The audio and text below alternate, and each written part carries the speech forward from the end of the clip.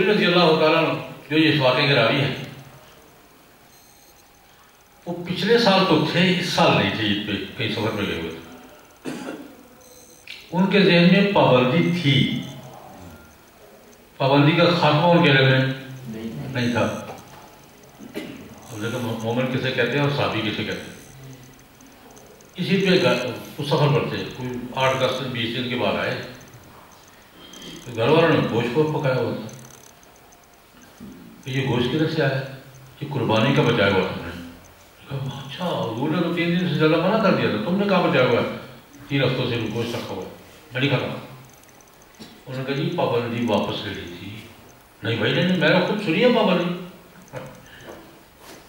ایک بات درمیان میں بسا اوقات ہمارے یہاں علمی اختلاف ہوتا ہے نا، اس کی ایک وجہ یہ بھی ہوتی ہے، ایک آدمی نے حضور سے ایک حکم سنا ہے، دوسرا نہیں سنا، وہ ٹڑ گیا ہے. دوسرے نے وہ سنا ہے، یہ نہیں سنا، وہ ٹڑ گیا ہے. ایک وجہ یہ بھی ہوتی ہے. یہ درمیان میں بات کریں تو میں نہیں کھاتا بھائی. انہوں نے کہا بھائی نہیں، میں جاؤں گا پوچھوں گا. کھانا چھوڑ دیا. حضور کی خدمت میں کہ یا رسول اللہ آپ نے پچھلے سال ایک پابندی لگائی تھی جی، اس سال اٹھا لی ہے؟ وہ اٹھا لی ہے. اچھا، پھر آیا آپ روٹی کھائی. میں یس کر رہا ہوں، ذرا اس پہ غور کیجئے کہ یہ حضور رسول بھی تھے، حاکم بھی تھے، منتظم بھی تھے، ایڈمنسٹریٹر بھی تھے، کفیل بھی تھے.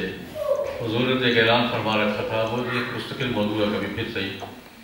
حضور نے موقع پہ اعلان فرمایا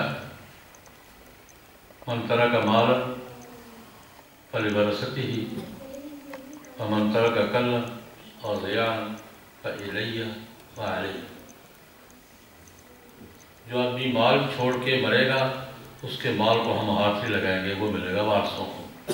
اور جو آدمی بوجھ چھوڑ کے مرے گا اور بے سہارا بچے چھوڑ کے مرے گا اس کا ذمہ دار میں. فالیہ، صرف فالیہ نہیں، وعلیہ. تو میرے پاس آئیں گے اس کو ذمہ داری بوجھ چکتا ہے. حضور نے تو پوری سوسائٹی کی کفالت کو اپنے ذمہ لے رکھا. آج ہمارے ارد گرد بھوک کی کیفیت کیا ہے، ہماری محتاجی کی کیفیت کیا ہے. ہماری حکومتیں یہ کرنے کو تیار ہیں، وہ نہیں تیار تو ہم تیار ہیں. ہم بھی نہیں بھائی. ایک واقعہ اور کروں، ایک واقعہ اور کروں، اس کا بھی قرآن پاک میں ذکر ہے. مدینہ منورہ کے ایک محلے میں چوری ہوئی. ایک صحابی تھے، کھاتے پیتے تھے، گھر میں ان کے عمدہ آٹا ہوتا تھا. اس زمانے میں رواج تھا کہ چوبارہ، یہ جو بالا جس کو دو منزل چھت پر کمرہ ہوتا تھا جو گودام کا کام ہے، حفاظت کے لیے اوپر چھت پہ وہ اوپر آتے تھے گودام. ان کا چوبارہ تھا، اس پہ آٹا پڑا ہوا تھا، کچھ ہتھیار پڑے ہوئے تھے. اس زمانے میں سب سے قیمتی ہتھیار زرہ ہوتے. زرہ بہت قیمتی ہتھیار. کسی نے نقب لگائی، زرہ نکال لی، آٹے کی بوری نکال لی. والے کا آدمی تھا، وہ فصیل کہتے ہیں منافقین میں سے تھا. دیوار کو نقب لگا کے زرہ نکالی اور آٹے کی بوری اٹھائی، لے کے رات کو چل دی جیسے چور کرتے ہیں. اللہ کی قدرت، آٹے کی بوری میں سوراخ کا چھوٹا سا، وہ اپنا سوراخ، وہ سوراخ اپنا سوراخ چھوڑتا ہے.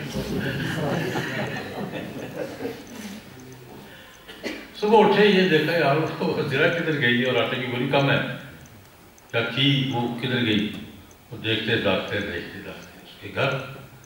اس نے اپنی طرف سے سیانہ پن یہ کیا کہ اپنے گھر جاتے خیال ہے اس کے، یعنی تو پکڑا ہی نہ جاؤں. تو وہ قریب ایک یہودی کا گھر تھا، اس کے پاس جا کے اس کے لیے میری امانت رکھو. رات گزر گئی.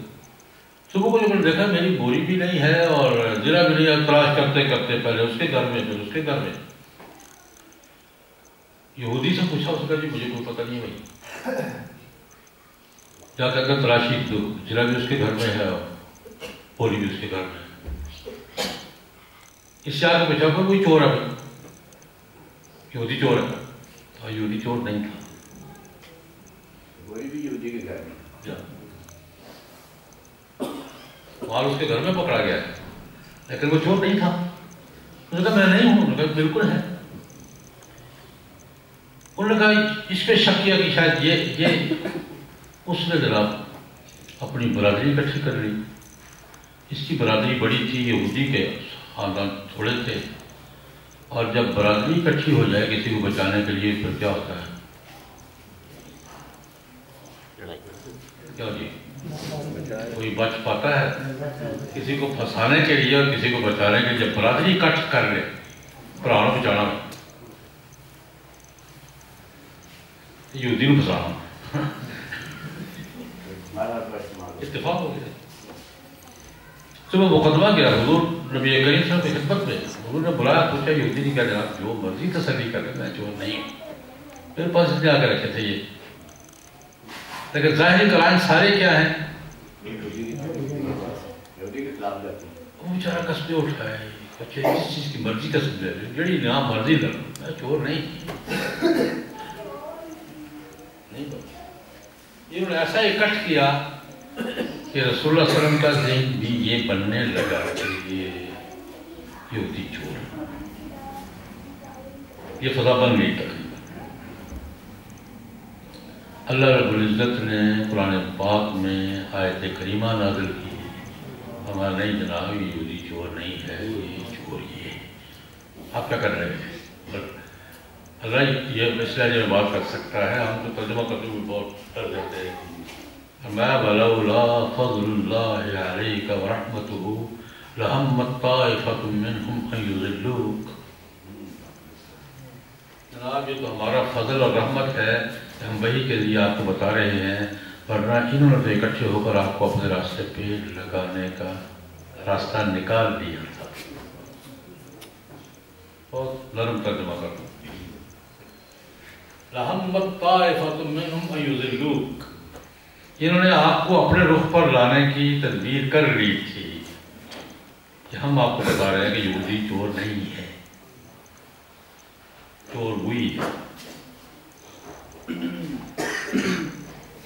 اور پھر آگے فلا تجادل عن الذین, میں اس کو چھوڑتا ہوں لمبا قصہ, لیکن اتنی بات ایسا ماحول پیدا کر دیا. اللہ رب العزت نے وحی اتار کے کس کی صفائی دی؟ یہودی. ہم کسی یہودی کو شک پڑھنے پر معاف کرنے کو تیار ہیں. شک پڑھنا چاہیے.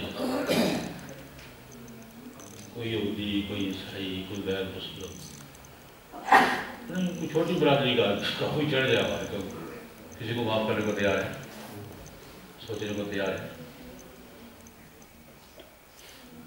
اور ہم نہیں. اس سے اگلی بات کرتا ہوں.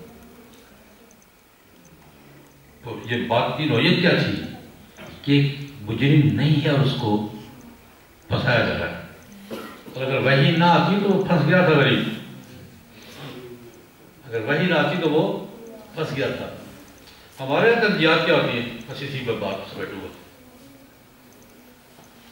ہم کو واقعہ ہو جائے تو ہماری پہلی بات یہ ہوتی ہے کہ شک خیال میں جو جو قابو آتا ہے کرو, سب کرو. تعلق ہے نہیں دکھا یار والا بھی نہ. اور دوسری ترجیح یہ ہوتی ہے کہ دوسری طرف سے مقدمے کی پیروی کون کر سکتا ہے, ان میں بن ہوتا ہے نہیں ہوتا. اور اس کو ہم فن سمجھتے ہیں, اس کو ہوشیاری سمجھتے ہیں, اس کو چالاکی سمجھتے ہیں کہ ہم نے جناب کوئی نہیں پیچھے چھوڑا, سب بند. اور یہ اتنا بڑا جرم ہے, اتنا بڑا جرم ہے کہ اللہ رب العزت نے جناب نبی کریم سب سے پوچھ دیا جناب کیا کرنے لگے ہیں آپ, اب آپ کیا کرنے لگے, جو نہیں مجرم نہیں ہے. اس کے کیوں FIR کیوں درج کرواتے ہو؟ میں اپنا درد کے ساتھ کرتا ہوں. ڈاکٹر صاحب بہت پرانی بات ہے، 30-35 سال میرے گھر میں چوری ہوئی، وہ بھی چوری کا قصہ. تھوڑا زیور پڑا تھا عالیہ کا بھی، اس کی بہن کا بھی، 2 بہنوں کو چوری ہوئی. اب ہمیں کچھ پتہ نہیں سوائے اس کے کہ رات چوری ہو گیا. باقی باتیں تو میں نے ساتھ ہی ہمارے تھانہ میں نے کہا FIR درج کرو کم از کم. اس کا مجمل سی FIR درج ہوگی. اور جو تفصیل پہ آئے تو جناب میرے پاس DSP صاحب تشریف لائے، ورنہ یہ لکھوائیں، یہ لکھوائیں، یہ لکھوائیں، یہ لکھوائیں. میں فلاں جگہ کھڑا تھا، میں نے فلاں آدمی کو پلنگتے دیکھا، فلاں آدمی کو پوچھیے چڑھتے دیکھا، فلاں کو چھلانگ لگاتے دیکھا. میں نے کہا میں نے کچھ نہیں دیکھا. نہیں مولوی صاحب، میں نے کہا یار کچھ دیکھا ہی نہیں، میں کیا کروں؟ میں تو رات سویا تھا، صبح اٹھا ہوں تو پتہ چلا وہ زیور نہیں مجھے یہ تو لکھوانا پڑے گا. اس نے FIR مجھے خود لکھ کر دی. وہ بار احترام، میرا احترام کر رہا تھا، والد صاحب ہیں ہمارے بڑے شہر کے، چلو ان کا کام ہو گیا. FIR لکھ کے دیجیے. میں نے کہا یار اللہ کا خوف کرو، 50% تو سچ ہو کم از کم، یہ تو 100% جھوٹ ہے. تو مجھے کچھ نہیں مل رہا. میں نے لکھا نہیں تفصیل یار میں کیا کریں. لیکن میں عمومی اپنا کلچر بتا رہا ہوں. ہمارے یہاں کوئی کیس، ہمارے FIR ہمارے ہاتھ میں ہو، ہم کس کو معاف کرتے ہیں؟ اور یہ جرم کتنا بڑا ہے کہ اللہ پاک نے کس کو روک دیا؟ جناب آپ کیا کرنے لگے آپ؟ یہ چور نہیں ہے.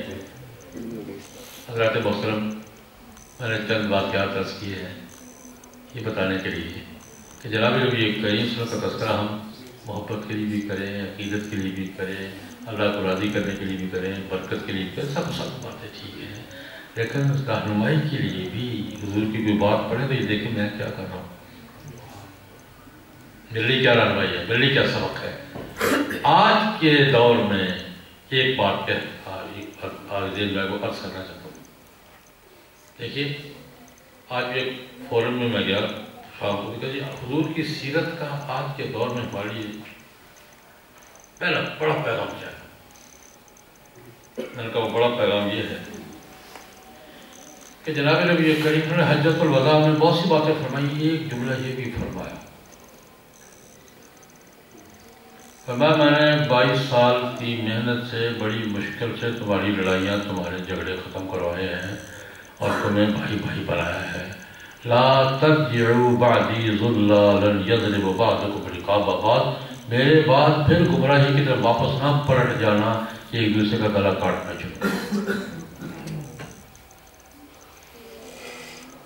یہ کلمات ضلالا، ایک محنت لا ترجعوا بعدی کفارا یضرب بعضکم رقاب بعض. میرے بعد پھر کفر کے ماحول میں نہ واپس چلے جانا کہ ایک دوسرے کی گردنیں کاٹنا شروع کر دو. میرے بعد پھر گمراہی کے دائرے میں نہ واپس چلے جانا کہ ایک دوسرے کی گردنیں کاٹنی شروع کر دو. میں نے کہا آج کے دور میں ہمارے لیے، امت مسلمہ کے لیے، ہم پاکستانیوں کے لیے حضور کی سیرت کا سب سے بڑا پیغام یہ ہے یا نہیں ہے؟ اللہ پاک حضور کی سیرت کی ساری برکات ہمیں نصیب فرمائے اور رہنمائی حاصل کرنے کے، عمل کرنے کی توفیق عطا فرمائے. وآخر دعوانا الحمدللہ.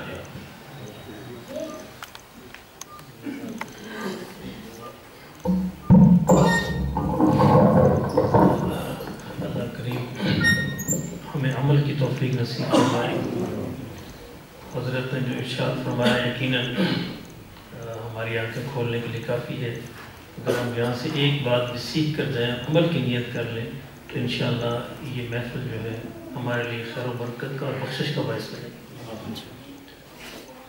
حضرت نے جس موضوع پر ارشاد فرمایا مجھے اسے دہرانے کی ضرورت نہیں کہ لقد کان لکم فی رسول اللہ اسوۃ حسنہ، کہ آقا دو عالم صلی اللہ علیہ وسلم کی زندگی ہمارے لیے مشعل راہ ہے، نمونہ ہے.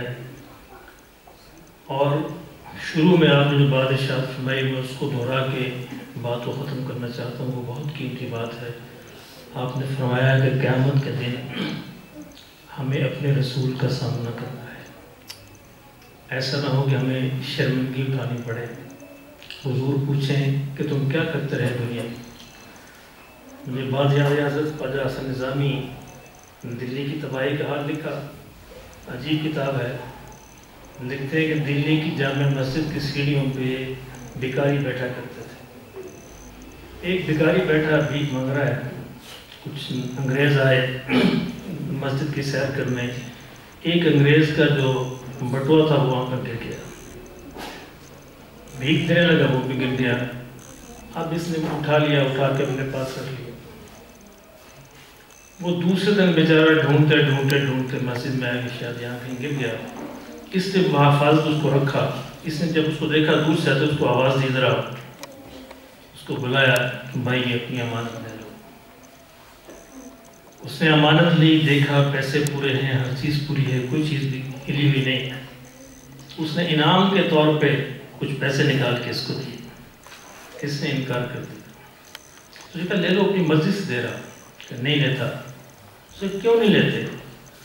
کہا کہ اس لیے نہیں لیتا کہ کل قیامت کے دن ایسا نہ ہو کہ عیسیٰ علیہ السلام بھی کھڑے ہو کر یہ کہہ دیں کہ اے محمد صلی اللہ علیہ وسلم، تیرے ایک امتی نے میرے ایک امتی پر احسان کرنے کا بدلہ لیا ہے،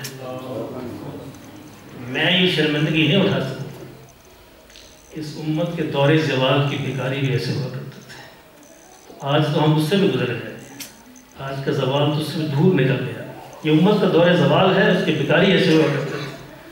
ذرا ہمیں اپنا آئینہ دیکھنا ہے۔ حضرت نے فرمایا کہ رخ مصطفیٰ ہے وہ آئینہ کہ ایسا دوسرا کوئی آئینہ نہ دکان آئینہ ساز میں نہ ہماری بزم خیال۔